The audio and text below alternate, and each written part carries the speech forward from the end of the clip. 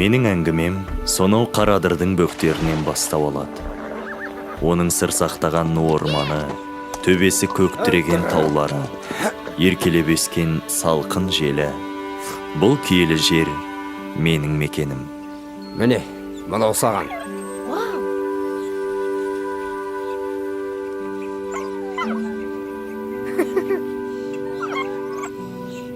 Қараңыз, көзін ашып жатыр. Құрмаш. Алғаш жарық дүние есігін ашқан сәтімнен ақ қамқоршым менің жан ашырым. Келе ғой. Асыр салып бірге ойнаған балалық шағымның айырылмас серігі.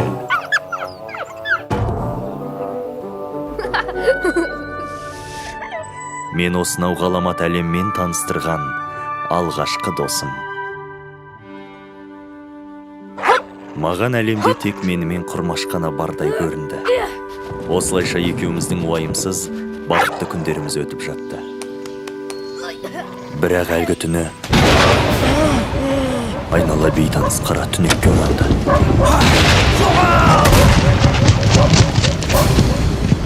Алайық, кім бар?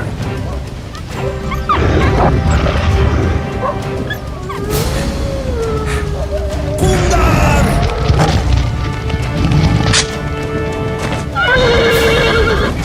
Кетпесін, алдын ораңдар! Көксерек! Әйтсе де сол қара түнек менің жаныма жылы да жақын сезілді.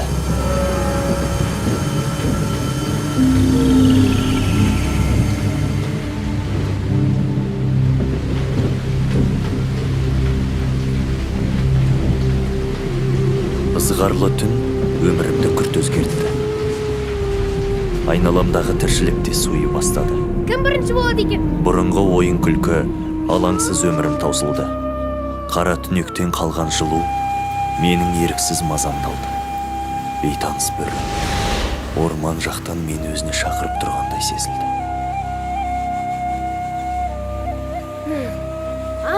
Қазір.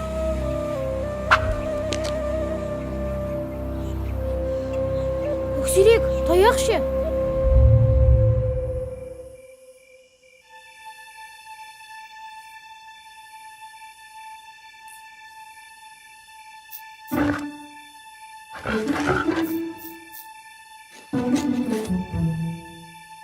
Әрбіріміздің осал жеріміз бар. Ал менің әлсіздігім ол ет. Шіркін, қарынның тоқ болғанына не жетсін?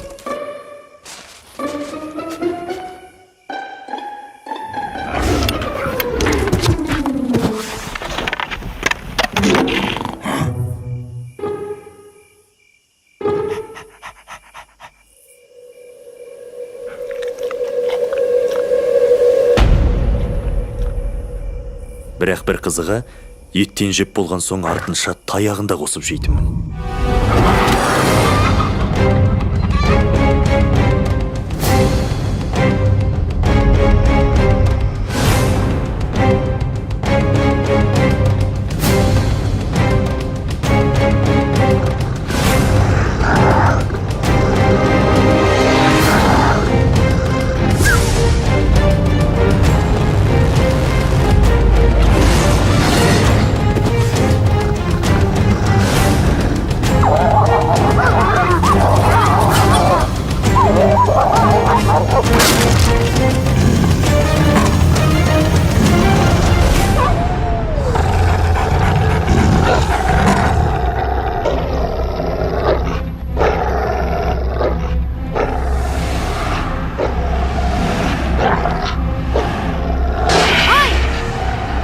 Өлтір терісі сыпыру керек.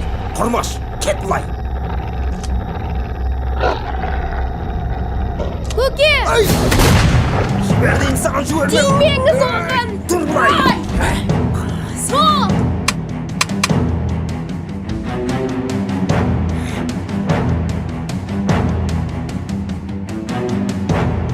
Аштық, жалғыздық, өкпеге кірген ащы суық сүйекті сырқыратты. Ызғарлы желдің сырлы дауысы белгісіз бағытта бастап барады. Кенет Әлгі ғажайып үн тағы да мені шақырды.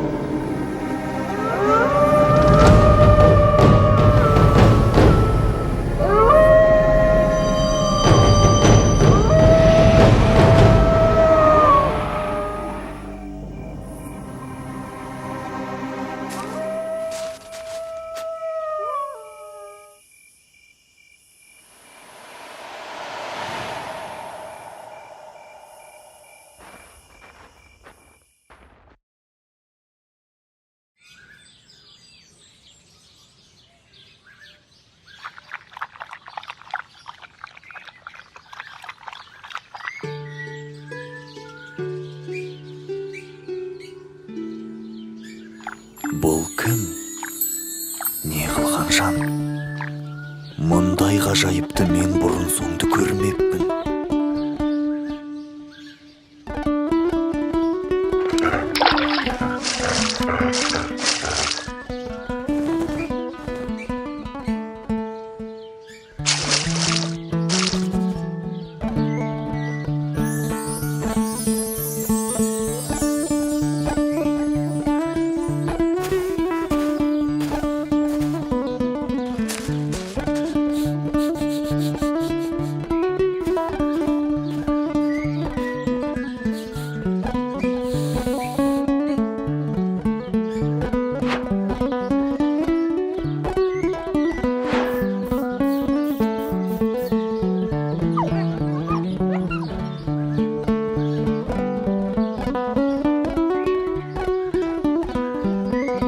Иә, бойынан бір жылулық сезіледі.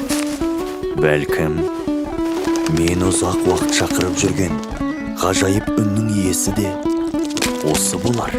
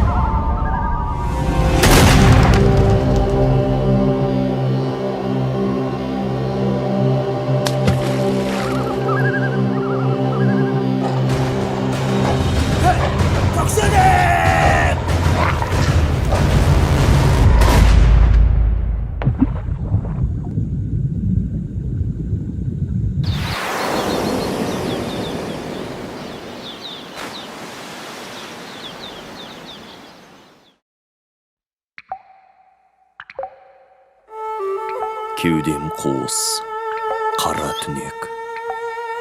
Еш нәрсе сезілмейді. Тағы да әлгі дауыс құлағымнан кетер емес. Бұл ненің даусы? Түсінер емеспін. Естілген сайын ішімді ашу мен ыза кернеп барады. Мүмкін алынбаған кегімнің дауысы болар.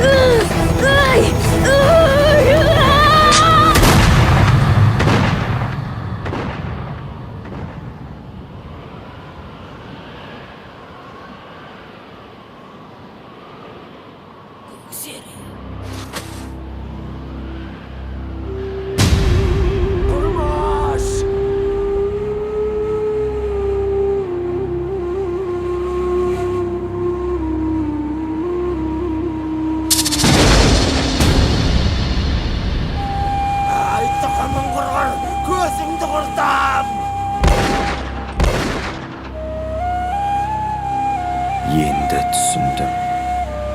Сонау түннен бері мені еліртіп шақырып жүрген ғажайып үн.